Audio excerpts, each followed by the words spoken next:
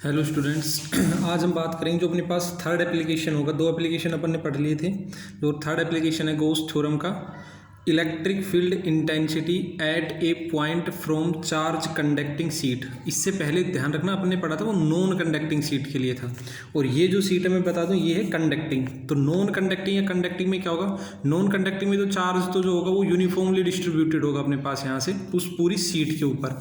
लेकिन अगर जो कंडक्टिंग सीट होगी, कंडक्टिंग सीट उसको कहेंगे जिसमें चार्ज क्या हो सके, कंडक्ट हो सके, या अपन कहीं चार्ज क्या हो सके, फ्लो हो सके। तो इसके अंदर कंडक्टिंग सीट में जो चार्ज रहेगा वो पूरा का पूरा कहाँ रहेगा, उसकी सरफेस के ऊपर रहेगा, अंदर उसके कोई चार्ज नहीं रहेगा अपने पास यहाँ से कंडक्टिंग सीट में। तो यही रहेगा नॉन कंडक्टिंग और कंडक्टिंग में फर्क। नॉन कंडक्टिंग में चार्ज उसके ऊपर पूरे पे यूनिफॉर्मली डिस्ट्रीब्यूटेड रहेगा, और कंडक्टिंग में क्या रहेगा अपने पास यहाँ से सिर्फ उसकी सरफेस पे चार्ज मिलेगा।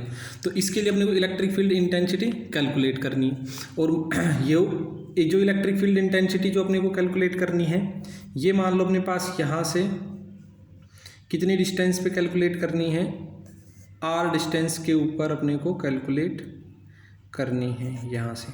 ठीक है, अब इस पे ये पॉइंट आर डिस्टेंस पे ये कोई भी पॉइंट है, यहाँ पे अपने को इलेक्ट्रिक फील्ड इंटेंसिटी कैलकुलेट करनी है।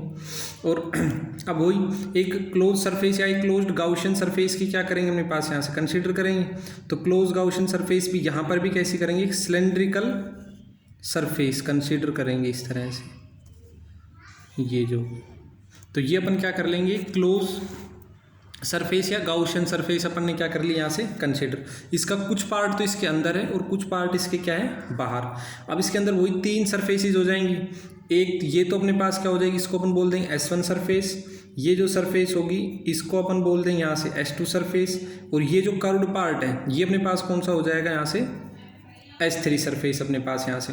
अब इसमें एक छोटा सा पार्ट ले लेंगे यहाँ से, ये स्मॉल एरिया, और वो उस एरिया को अपन क्या बोल देंगे, एरिया वेक्टर ds।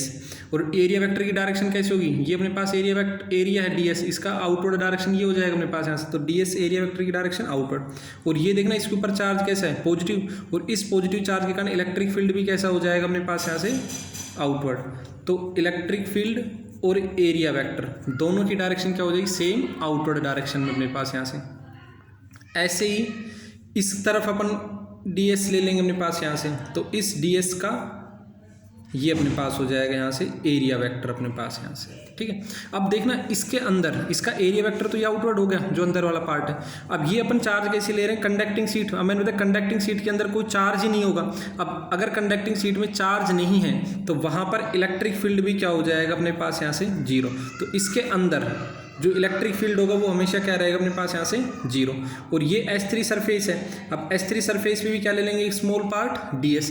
इसका एरिया वेक्टर ये ऐसे ऊपर की तरफ हो जाएगा यहाँ से ds, area vector upward direction में। और यहाँ पे जो इलेक्ट्रिक फील्ड की डायरेक्शन होगी वो ये हो जाएगी यहाँ से इलेक्ट्रिक फील्ड की डायरेक्शन, क्योंकि पॉजिटिव चार्ज है, पॉजिटिव चार्ज के कारण वही आउटवर्ड अपने पास यहाँ से। तो ये तीनों सरफेस के लिए अपने पास क्या होगा यहाँ से, इलेक्ट्रिक फील्ड और एरिया वेक्टर की डायरेक्शन। अब अपन लेंगे यहाँ से इसकी सरफेस चार्ज डेंसिटी, वही क्योंकि सरफेस की बात करेंगे तो सरफेस चार्ज डेंसिटी।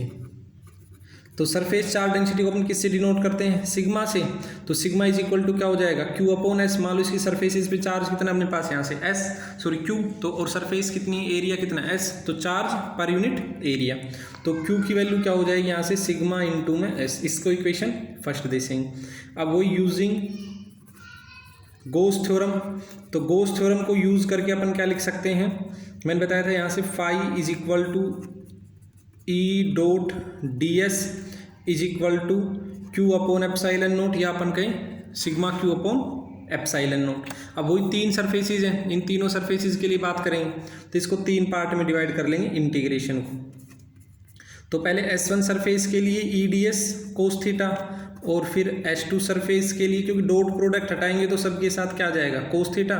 ऐसे ही S3 सरफेस के लिए E ds cos theta is equal to Q upon में एप्साइलन नोट। अब तीन सरफेसेस हैं, ये देखना ई ds, ई और ds की डायरेक्शन क्या है, सेम। तो यहाँ पे थीटा की वैल्यू क्या हो जाएगी अपने पास यहाँ से, जीरो। तो ये थीटा की वैल्यू जीरो S1 सरफेस के लिए। अब इसके अंदर इलेक्ट्रिक फील्ड की वैल्यू जीरो अपने पास, थीटा अपने को देखना ही नहीं क्योंकि इलेक्ट्रिक फील्ड जीरो है। तो यहाँ पर इलेक्ट्रिक फील्ड जीरो होगा तो वैसे ये पूरी टर्म क्या हो जाएगी, जीरो हो जाएगी।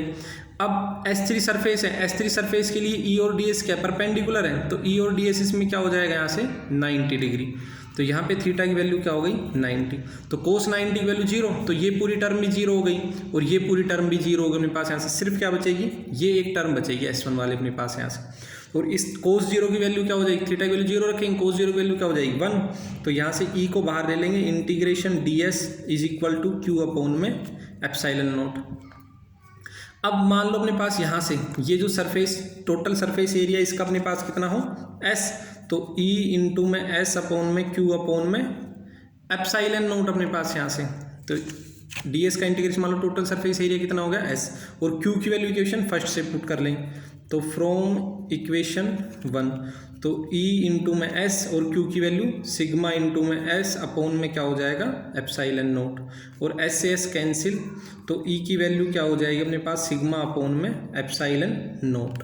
तो ये वैल्यू आ जाएगी अपने पास यहाँ से E की वैल्यू इक्वेशन फर्स्ट से। E टोटल सरफेस एरिया अपने पास ऐसे हो जाएगा, E Q की वैल्यू क्या पुट कर लेंगे सिग्मा इंटू में S से S E is equal to, और वहाँ पे देखना नॉन कंडक्टिंग के लिए अगर याद हो तो नॉन कंडक्टिंग के लिए जो E की वैल्यू आ रही थी वो आती सिग्मा अपोन में 2 एप्सिलॉन, तो ये आ गया नॉन कंडक्टिंग के लिए सिग्मा अपोन में 2 एप्सिलॉन नॉट, और कंडक्टिंग के लिए E is equal to sigma upon epsilon. यही फर्क रहेगा अपने पास यहाँ से कंडक्टिंग और नॉन कंडक्टिंग में।